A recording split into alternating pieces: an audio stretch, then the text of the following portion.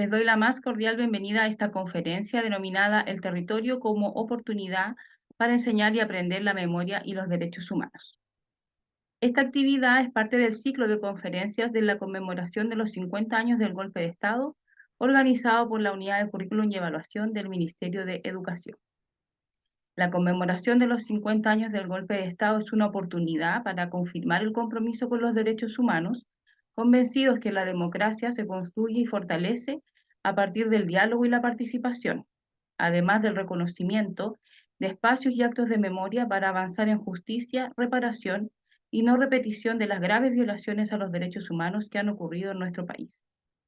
Mi nombre es Verónica Salgado, profesional de Coordinación Nacional de la Unidad de Currículum y Evaluación, y voy a moderar esta actividad. En esta oportunidad nos acompaña Macarena Barahona Jonas, quien es geógrafa y licenciada en Geografía por la Pontificia Universidad Católica de Chile y doctora en Arquitectura y Estudios Urbanos de la misma Casa de Estudios. Actualmente se desempeña como profesional y académica de la Universidad Metropolitana de Ciencias de la Educación. Ha desarrollado investigación en temáticas asociadas al espacio urbano y al espacio público y posee una amplia trayectoria en formación inicial tanto de geógrafos como de docentes.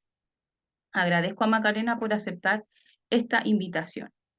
Les comento que esta actividad se divide en dos momentos. En primer lugar, tendremos la conferencia de nuestra invitada y posteriormente habrá espacio para preguntas y comentarios, los que pueden ir compartiendo en la aplicación Preguntas y Respuestas que se encuentra en la parte inferior de la pantalla. También les comento que este webinar está siendo grabado y posteriormente será subido al canal de YouTube del Ministerio de Educación. Esperando que esta instancia sea un aporte para la enseñanza y el aprendizaje de los temas que nos convocan, le doy la cordial bienvenida a nuestra invitada y la palabra a Macarena para que inicie su presentación. Hola, muy buenas tardes. Agradezco la invitación que me hizo llegar, ¿no es cierto?, la Unidad de Currículum y Evaluación en esta oportunidad para conversar sobre la oportunidad que nos brinda, ¿no es cierto?, el territorio para aproximarnos a la enseñanza y el aprendizaje de la memoria y de los derechos humanos.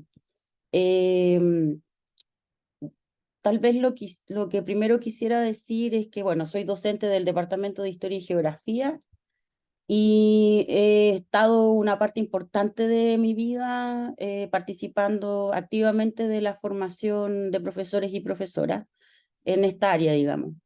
Y quisiera hacer esta invitación desde la disciplina, desde la geografía, como un punto inicial. Entonces va a ser lo espacial en esta pequeña conversación que les ofrezco, lo que va a estar al centro de la discusión. Gracias, Vero. Bueno, en ese sentido, respecto de lo que acabo de señalar, me gustaría partir, ¿no es cierto?, por el concepto central que está en el título de esta presentación, que es la noción, ¿no es cierto?, de territorio. Invitarles a problematizar un poquito cómo nosotros habitualmente entendemos este concepto, porque tiene una ambivalencia o tiene una doble conceptualización, si ustedes quieren, en los espacios, ¿no es cierto?, donde se trabaja menos el territorio desde las disciplinas de las ciencias sociales y especialmente de la geografía. Habitualmente el territorio es entendido como el soporte físico natural donde acontecen los hechos. Se instalan las ciudades, ¿no es cierto?, se desarrollan las actividades agrícolas, etc. Esa noción es una noción que, si bien podríamos decir a la luz de la evolución del tiempo, ha ido adquiriendo otras características, no necesariamente tiene que ser considerada como una noción errada, sino que es la que nos presenta un componente del territorio. Ese componente del territorio como hecho vital en una lógica, ¿no es cierto?, ratzeliana, es la que nos provee, al ser soporte físico natural, nos provee de la alimentación, la seguridad, el resguardo, la oportunidad de aprovechar ciertos recursos naturales para el establecimiento de nuestros hábitats. Esa noción, ¿no es cierto?, ha ido adquiriendo un nivel de complejización mayor y hemos ido entendiendo, ¿no es cierto?, que este territorio como soporte físico natural ha evolucionado a una comprensión donde hoy día es posible entenderlo y problematizarlo como una producción social. O sea, el territorio no es un receptáculo vacío, ¿no es cierto?, que tiene unas características dadas por lo natural, sino que es lo que nosotros vamos produciendo en la medida que nos vamos relacionando, ¿no es cierto?, con el espacio, específicamente cuando ese relacionamiento se produce en clave o en términos de apropiación, identificación, que lo hace, ¿no es cierto?, en un proceso que podría describirse o denominarse como de territorialización. En el fondo, ¿no es cierto?, es lo que se va conformando, lo que se va produciendo y lo que se va configurando como resultado de esta relación entre la sociedad y el medio. Esta noción de territorio como producción social es lo que nos permite leer el espacio, ¿no es cierto?, como un archivo abierto en el que está inserta nuestra vida cotidiana, la de cada uno de nosotros, nosotras, nuestra familia, nuestra vida comunitaria y, por supuesto, nuestra vida societal. En tanto, permite constituirse en este archivo porque somos nosotros y nosotras quienes en la interacción vamos produciéndolo y configurándolo. Y en ese proceso de producción y configuración estamos desarrollando un segundo momento, ¿no es cierto?, que es el momento de transformación que tradicionalmente se ha denominado de metamorfosis. Este proceso de transformación, como consecuencia del devenir temporal, en el sentido de la acumulación del tiempo, pero también del devenir histórico, en una clave política, cultural y económica, ¿no es cierto?, va superponiendo una suerte de capas sedimentarias que permiten al territorio engrosarse y observar en él las distintas racionalidades epocales. En este proceso de metamorfosis, la transformación no es total. En el proceso de metamorfosis quedan anquilosados en este territorio evidencias y elementos de un momento anterior reciente, como sería en este caso, ¿no es cierto?, el golpe de Estado cívico-militar, la instauración de la dictadura, ¿verdad?, o otros momentos anteriores, no respondiendo, ¿no es cierto?, a la historia del tiempo presente. Vero, ¿podrías devolverte, por favor? Gracias. En este proceso de metamorfosis llegamos a configurar un otro territorio, ¿no es cierto?, donde dominan otros elementos que participan en su producción social. En este caso específico, como acababa de señalar, ¿no es cierto?, nos vamos a referir a un hecho traumático, que es el quiebre de la institucionalidad política democrática, que va a producir y va a configurar una otra territorialidad en todas las escalas posibles en que este territorio es producido. El territorio, en esta lógica de producción social, no es producido solamente en una escala nacional, regional, sino que también es producido en las escalas más pequeñas, en las escalas que tienen que ver con lo barrial, con la vida cotidiana, ¿no es cierto?, con nuestro entorno inmediato. Ahora sí, gracias. Esta instalación, ¿no es cierto?, de una dictadura cívico-militar hace 50 años atrás, conllevó algunos elementos que son muy sustantivos. Sin duda, la violación sistemática de los derechos humanos por parte de agentes del Estado, pero junto a ello también la imposición de un modelo económico, la restricción de las libertades y la modificación por la fuerza, ¿no es cierto?, de prácticas culturales. Esa instauración en una nueva lógica de producción de territorialidad finalmente nos lleva a pensar que es posible encontrar allí, a propósito de este quiebre de institucionalidad, territorios que en una escala, ¿no es cierto?, más pequeña, vamos a observar territorios, por ejemplo, del miedo, asociados a elementos vivenciales propios o relatados o leídos o vistos en distintos medios, territorios de cobijo, territorios de violencia y violación de los derechos humanos, pero al mismo tiempo también territorios de resistencia, muchos de los cuales hoy día se impregnan, ¿no es cierto?, como marcas fuertes en este territorio, que pese a los procesos de metamorfosis vividos, han seguido subsistiendo y han seguido perviviendo allí. También hubo territorio de silenciamiento, territorios de prisión y exterminio.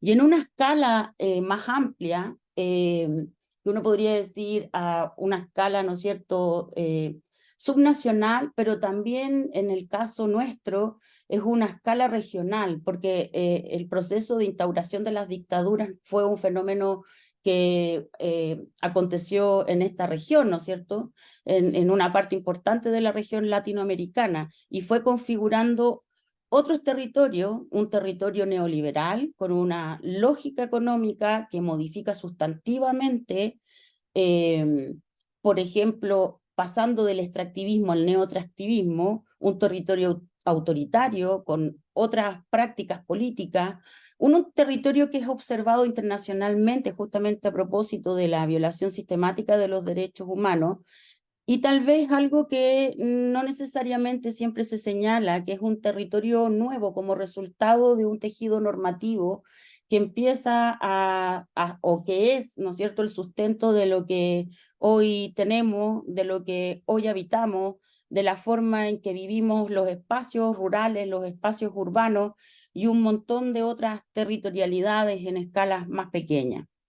En todos estos territorios es posible observar, ¿no es cierto?, e identificar las marcas de la memoria, porque a propósito de una visualización, de una perspectivación específica, de un análisis espacial, de esa oportunidad nosotros podemos decir, aquí está esta memoria viva, ¿no es cierto?, que el territorio nos hace aparecer como una luz a ser observada para poner a disposición de la discusión de lo que significa el resguardo de los derechos humanos y la conservación de la memoria, no solo para no perder de vista la historia, sino que para la constitución de nuestra propia identidad e identidades.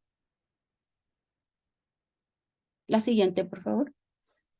Las oportunidades, entonces, que pueden observarse bajo esta forma de visualización del territorio, en esta clave comprensiva, ¿verdad?, es que junto con los sitios de memoria, con los archivos, ¿verdad?, hay una oportunidad que está aquí mismo, que está en el habitar cotidiano, en lo que conforma nuestra territorialidad, para avanzar sobre una comprensión profunda de cuáles son las implicancias de un golpe de Estado cívico-militar y la posterior instalación de este régimen, ¿no es cierto?, dictatorial, cuyos efectos no están circunscritos específicamente a las víctimas directas, sino que al conjunto de la población y al conjunto también de sus instituciones, porque lo que aconteció fue que las trayectorias espaciales de esta población y las trayectorias espaciales de estas instituciones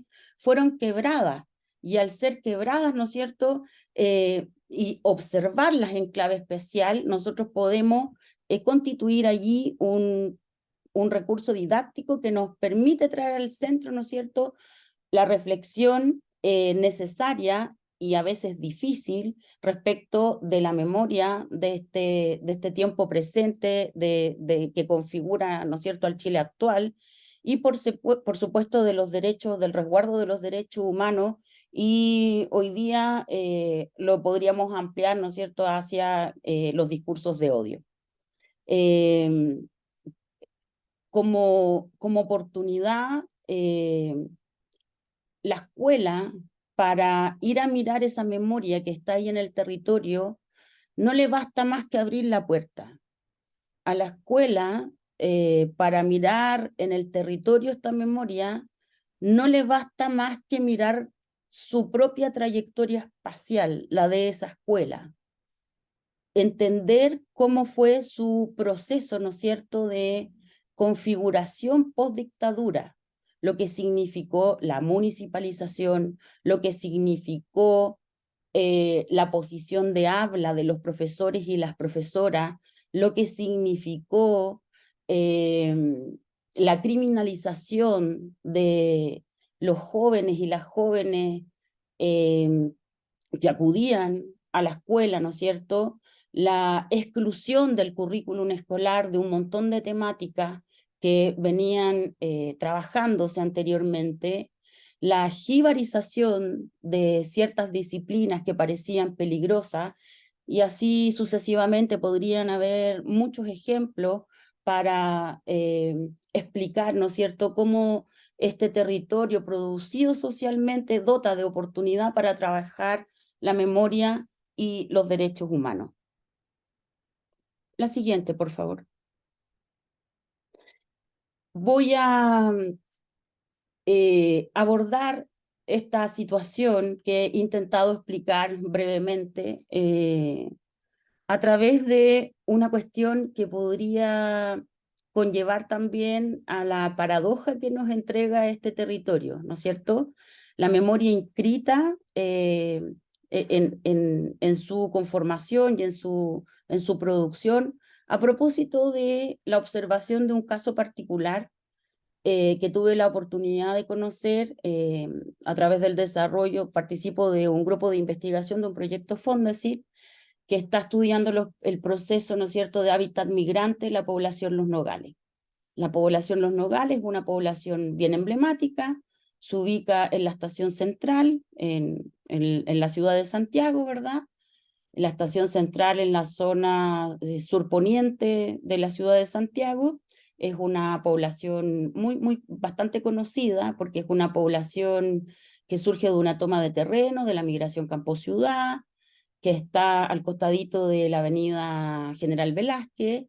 Es una población que su habitante original es migrante, proviene de esta migración campo-ciudad, que en la lucha colectiva por el acceso a la vivienda y participar de la ciudad logra radicarse en sitio, configurándose una tipología edificatoria de fachada continua que pervive hasta el día de hoy y que ha suscitado interés a propósito de este recorrido histórico, de la lucha también por la vivienda, y además porque algún personaje histórico relevante vivió allí, por lo que se han desarrollado distintas iniciativas en la población Los Nogales, como un taller de historiadores jóvenes,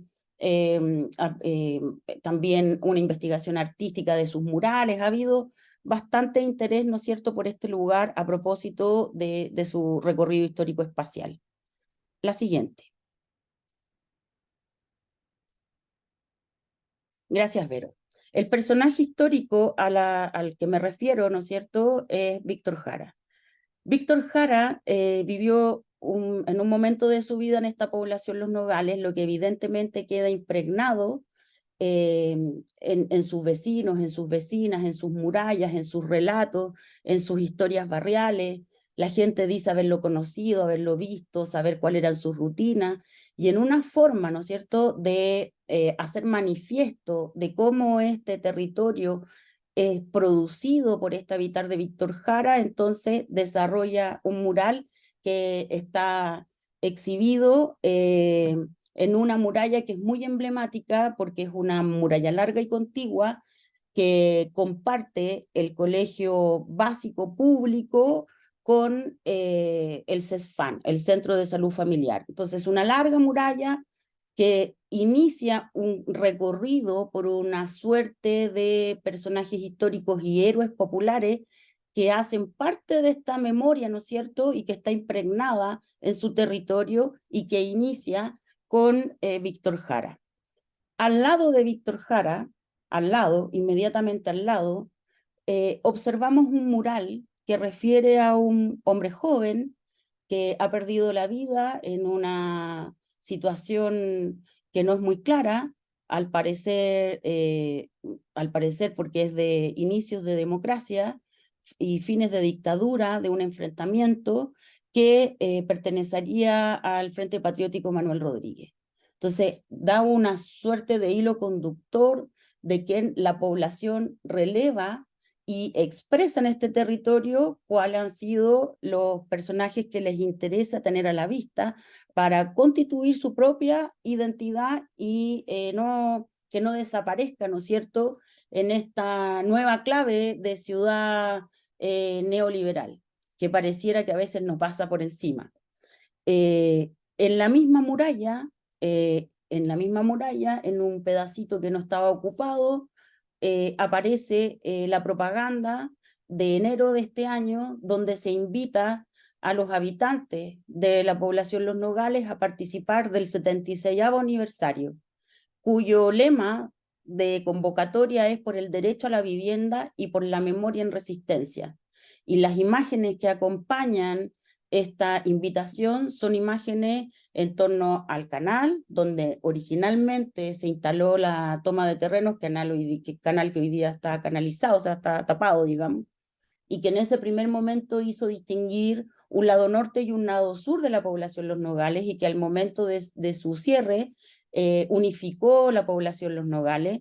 La imagen evoca, ¿no es cierto?, a este momento histórico-espacial de configuración original, donde la invitación es a revisitar una memoria que está en lo colectivo, ¿no es cierto?, en esta lucha colectiva que permita a esos vecinos y vecinas finalmente acceder a una vivienda. En la misma muralla, continúa este panteón. Si puedes pasar, Vero, por favor, a la siguiente. Continúa el panteón, ¿no es cierto?, de elementos que son simbólicos o que la población identifica como relevante, con una imagen, ¿no es cierto?, dibujada de el eslogan, no sé cómo se llama, la imagen del Frente Patriótico Manuel Rodríguez, que si ustedes observan, a pesar de tener más de 20 años, no ha sido escrito encima, no ha sido vandalizado, lo mismo que en los otros casos anteriores, no ha sido intervenido, no ha sido modificado, ni por las barras, ni por la comunidad en general, sino que ha pervivido y está solamente decolorado por el paso del tiempo, ¿no es cierto?, y por la exposición al ambiente, evidentemente.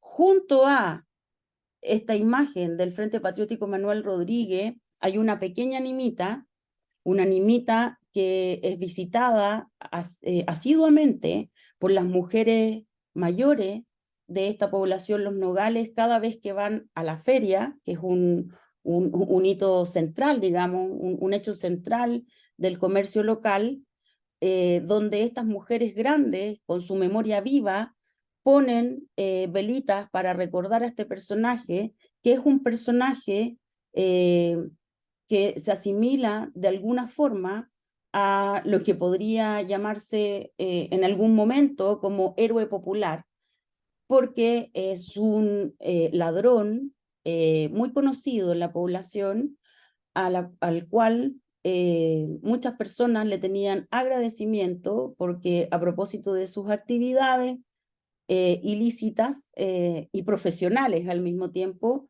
permitió dar a una parte de su población una mejor calidad de vida en un contexto donde sabemos que el Estado ha estado ausente, ¿verdad?, que existe una pobreza que es estructural y que es multidimensional, que no solamente tiene que ver con el acceso a ciertos bienes, y que va generando este tipo de situaciones sobre los cuales hoy día, con mayor niveles de complejidad y profundidad, nos estamos preguntando permanentemente de qué manera atendemos a resolver. Y para finalizar el mismo muro, nos encontramos con el elemento más contemporáneo, que es esta intervención mayor, que recuerda a Bladito, que ya no está en la lógica del ladrón antiguo, sino que es actual y que es un conocido narcotraficante de la población.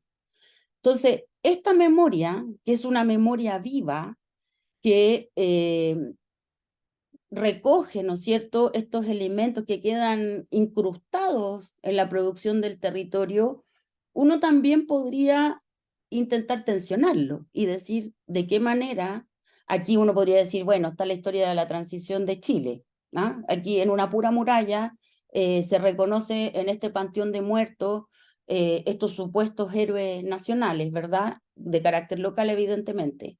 Pero uno también podría problematizar, elaborar una discusión respecto de la validez que tiene en la memoria, ¿no es cierto?, expresada aquí en aquellos que cometen delitos y que sin embargo en esta escala barrial y en esta escala local son tan significativos y son tan valorados por una comunidad en su conjunto, porque como les digo, ninguno de estos recuerdos fúnebres se encuentra de alguna manera intervenido, sino que muy por el contrario, es un espacio que se recorre a pie habitualmente, especialmente por las mujeres de la población, pese a que ese migrante original que se convirtió en habitante permanente, venido del campo a la ciudad, ha sido reemplazado de manera consistente en estos últimos años por migrantes haitianos y luego de la pandemia por migrantes venezolanos. Es tan fuerte, está tan impregnada en la memoria esta configuración territorial que no ha sido posible destronarla. Y ahí la escuela, porque es la pared de la escuela, se tiene que hacer la pregunta de cuál es el rol respecto de esta memoria que aquí se nos presenta. Muchas gracias. Y por supuesto quedo disponible a los comentarios y preguntas que puedan tener.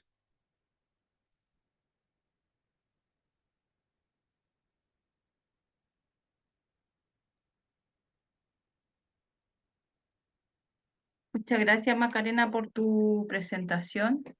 Aún no tenemos preguntas, pero yo quisiera iniciar el diálogo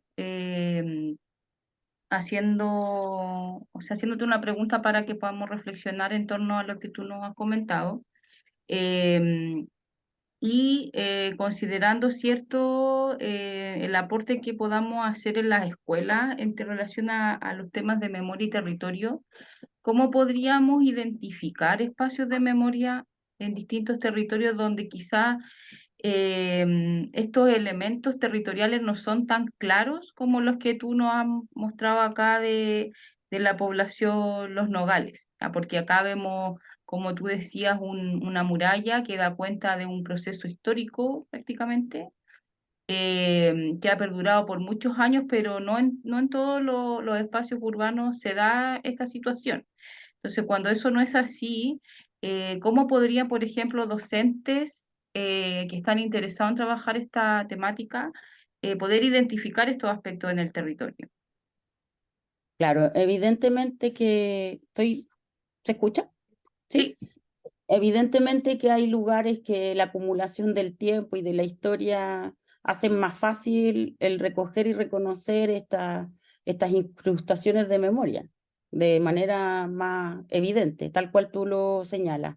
Pero también, como yo intentaba, no sé si con mucha claridad, explicar al inicio de la presentación, eh, la propia configuración del territorio en su totalidad responde, ¿no es cierto?, a un proceso de metamorfosis en el cual queda incrustada o tú puedes leer una memoria. O sea, yo puedo salir al centro de la ciudad, observar las diferencias que existen entre la vivienda, ¿no es cierto?, social de inicio del siglo pasado, del 1930 para adelante, a la vivienda social actual, del proceso de renovación urbana de la década de los 90, ¿no es cierto?, que son sustantivamente distintas y que en ese hecho yo puedo hacer con mis estudiantes un ejercicio de memoria de lo que significaba ese habitar, ¿no es cierto?, para una familia obrera que hoy día en el concepto más, ¿cómo decirlo?, más tradicional no existe esa familia obrera, sino que existe otro tipo de familia, ¿no es cierto?, que habita estos otros espacios. Entonces, el espacio público, la vivienda, los edificios públicos, también nos hablan de esos momentos históricos distintos y nos permiten hacer ejercicios de memoria de cómo el Estado estaba concibiendo la educación, la salud, el espacio público, el transitar o permanecer en las calles o no hacerlo, si te invita o no te invita. O sea, hay una serie de elementos, no solo en lo urbano, sino que también en el espacio rural, que si podemos leerlo en esta clave de territorio siendo configurado, producido y en proceso de metamorfosis, podemos hacer sobre él un ejercicio sin duda de memoria. Evidentemente que no todo directamente conectado con la dictadura cívico-militar, obviamente, pero sí ejercicios de memoria.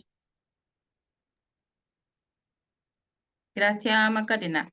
Mira, acá hay otra pregunta que habla, dice, buenas tardes, tengo una consulta sobre cómo poder trabajar territorio y memoria. Se sabe que las salidas a terreno son la herramienta por excelencia para aprender sobre territorio, pero existen algunas herramientas virtuales que permiten observar estos lugares sin salir del aula, porque muchas veces no acompañan los permisos ni los recursos para planificar este tipo de instancias. Ahí a lo mejor te podrías referir como a la aseveración de si son las salidas a terreno la herramienta por excelencia, y a lo mejor hay otras que podemos recomendar también, y a la pregunta propiamente tal que hace la participante con respecto a herramientas virtuales.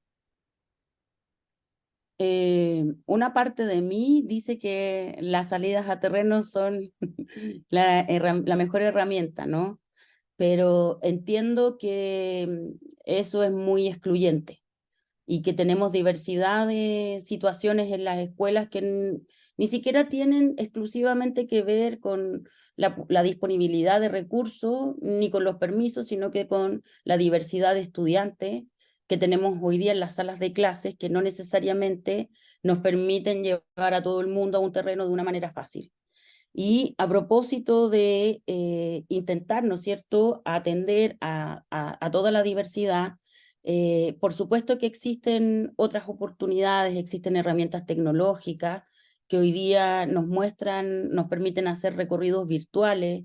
Hay un montón de herramientas que están disponibles como recursos pedagógicos a través de los cuales tú puedes hacer recorridos, puedes hacer visitas, incluso que hoy día te permiten interactuar, personas que están a cargo al otro lado de esos recursos didácticos con los cuales tú puedes interactuar, hacer preguntas, pedir precisiones, ¿no es cierto?, hacer comentarios que te responden, utilizar para eso herramientas como que la escuela algunas veces prohíbe, como el teléfono, ¿no? Puede ser una oportunidad también. Saliendo de la cuestión tecnológica, existe el relato.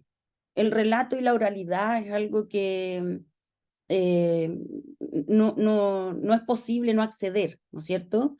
Entonces, el trabajar con los jóvenes, los niños y las niñas, en la reconstrucción de los relatos de aquellos que componen su familia y aquellas que componen su familia, intentando, ¿no es cierto?, hacer esta reconstitución para explicar el territorio actual, también nos permite hacer ejercicios de memoria. Ahí la recogida de fotografía, la entrevista, ¿no es cierto?, a la propia familia, a los vecinos, a las vecinas, a los más antiguos que nos acompañan en nuestros hábitats próximos, también permiten acceder al territorio y específicamente desde él trabajar la memoria. Ah, bueno, las canciones y podríamos señalar los recursos audiovisuales. No Audiovisual. sé. Claro, yo creo que no hay, o sea, me encanta el terreno, digamos, la salida de terreno es fantástica, pero ninguno de los otros recursos que se usan habitualmente en la escuela no dejan de estar disponibles para entender el territorio y desde él avanzar sobre la memoria, ninguno. Perfecto. O sea, ahí los y las docentes pueden ir encontrando cuál es el más pertinente para su contexto y el que tiene más a la mano dependiendo también del curso en el que trabajan, los permisos y también otra elemento, incluso hasta si es un buen día para salir porque está lloviendo, ¿no? Cosas como más cotidianas. Exacto. Acá hay dos preguntas con respecto también al uso de del trabajo educativo con respecto a la memoria y territorio. Dice acá, ¿cómo podemos conectar esta reflexión en torno a memoria y territorio con el quehacer ciudadano, de modo que nuestros estudiantes comprendan que la ciudadanía se vivencia en el habitar la ciudad y no solo ir a votar cada cierto número de años? Y otra que no sé si la comprendo muy bien, pero la voy a leer tal cual. Dice, ¿cuál sería un ejercicio, creación de un lugar o actividad territorial para realizar en un contexto escolar? Sí, que entiendo que ya es como dentro del espacio escolar. Bueno, en relación, me perdí. La primera pregunta era... Con respecto a al ejercicio ciudadano. Ah, perfecto. Bueno, esa es una cuestión que intentamos trabajar permanentemente con los y las profesoras en formación. O sea, de qué manera, entendiendo el territorio como una producción social, lo que tú haces contribuye, ¿no es cierto?, o no contribuye a entender a este también como un bien común, ¿no? De uso compartido, donde todas y todos acudimos, ¿verdad? Participamos, estamos insertos, desarrollamos nuestra vida. Entonces, en esa clave eh, es, es tremendamente importante entender esto de la producción social no es un discurso vacío. Si el territorio no fuese entendido como una producción social, no habría posibilidad de transformación. Transformar el territorio, ¿no es cierto? Y no asumirlo como una condición dada y decir no hay nada posible de hacer porque yo vivo aquí y aquí es así y no de otra forma, está en la crear la convicción de que este territorio es producido socialmente. Por lo tanto, lo que yo haga o no o deje de hacer en él es tremendamente significativo para esa transformación, de manera individual, colectiva, comunitaria, societal, en todas las escalas posibles. Entonces, yo quizá no lo desarrollé también al inicio, pero es justamente esa lógica, ¿ah? El poder participar, intervenir de algo que supuestamente está dado. Si todos nosotros pensáramos que el lugar donde vivimos y el territorio del cual formamos parte es inamovible, entonces la ciudadanía y el ejercicio de la ciudadanía no tendría razón de ser, porque no es cambiable las circunstancias en las que vivo. Muy bien, muchas gracias Macarena por esa reflexión. Bueno, acá otro participante, Osvaldo, nos hace un comentario sobre la transformación que generó en el territorio el periodo de la dictadura con respecto a los espacios físicos que cambiaron en un tinte de positivo a negativo. Ya él da algunos ejemplos acá, como diversos espacios que fueron usados como centros de tortura, ejecución, campos de concentración en distintos lugares del país y finalmente también plantea un poco la necesidad entiendo que se conecta con lo último que tú has dicho, de recuperar el significado original de estos lugares. No sé si tú crees, consideras que es posible recuperar ese significado original. ¿Cómo, qué opinas de eso? O sea, ¿es posible recuperar ese significado o más bien ese significado, valga la redundancia, se va resignificando permanentemente en el tiempo? O sea, yo creo que ahí depende de las decisiones que vayamos tomando y el sentido de necesidad que esa recuperación tiene o esa resignificación implica. Y tal vez ahí esperaría, ¿no es cierto?, que todo el mundo conozca Villa Grimaldi, porque tal vez Villa Grimaldi es un lugar muy interesante desde ese punto de vista. Y uno podría, bueno, de hecho se han escrito artículos bien relevantes que ponen en discusión lo que pasa en Londres 38 respecto de lo que pasa en Villa Grimaldi. Me estoy focalizando en los sitios de memoria, ¿verdad? O sea, lo que hace Villa Grimaldi es construir un parque para la paz, ¿no es cierto? Y su incorporación al territorio vecinal, barrial y comunal es de una determinada forma. Y este Parque para la Paz tiene un discurso que es un discurso del nunca más, el nunca más la violación a los derechos humanos. ¿Sí? Y para eso desarrolla una lógica educativa donde este Parque para la Paz eh, reproduce pero en un sentido más interpretativo, la situación que allí acontecía. y otorga oportunidad, ¿no es cierto?, de actuación hacia quienes, especialmente yo diría aquellos que están más lejos de la temática y aquellos niños y niñas más pequeñas, ¿no es cierto?, de asistir en una aproximación que podría tener un carácter inicial, que es muy distinto a lo que nos ofrece Londres 38, que es un lugar, ¿no es cierto?, que se ha conservado lo más ajustado posible al momento del acontecimiento de esos hechos deleznables. Entonces hay una conservación del lugar. Y ahí hay dos situaciones que son distintas. No sé si es en ese sentido la pregunta de la recuperación del original, del original respecto a la situación acontecida o del territorio anterior, porque esa es como otra pregunta, ¿no es cierto? ¿Cuál sería el territorio anterior antes de la instalación de la dictadura? Porque ese es otro territorio. Entonces, cuando yo digo hay un quiebre de las trayectorias espaciales de las instituciones y de la población en general, es porque hay otro territorio que se está aplicando por un tejido normativo y que produce hoy día, se produce de la forma que nosotros conocemos, o la industrialización y tecnificación del campo, etcétera. O sea, muchas cuestiones caben allí. Claro, ahí podríamos también ampliar, ¿no?, esa conversación con respecto a la recuperación previa o más bien al carácter, ¿no?, de estos espacios de memoria con respecto a lo que ocurrió en este periodo. Bueno, por la hora, Macarena, yo te quiero dar las gracias por acompañarnos y también, bueno, recordar a quienes nos están escuchando que existen sitios de memoria oficiales, no solamente en Santiago, que es lo que más hemos referenciado en este espacio, sino en todas las regiones del país, de memoria en relación a los hechos acontecidos durante la dictadura militar, pero también a partir de las reflexiones de Macarena les invitamos, ¿verdad?, a poder ir reconociendo estos espacios diversos de memoria, no solo vinculados al golpe, sino también a los diversos procesos históricos que han ido ocurriendo en las distintas localidades, regiones, etcétera, y que sin duda son una buena oportunidad para el trabajo en aula. Agradezco nuevamente a Macarena y a todos los que nos han acompañado como participantes con su asistencia, consultas, comentarios, y esperamos que este paso haya sido un aporte a la labor formativa que ustedes realizan cotidianamente. También los dejo desde ya invitados para el último webinar de este ciclo, que tiene por título Oportunidades curriculares para la enseñanza de la memoria y los derechos humanos, el próximo jueves 7 de septiembre a las 16 horas.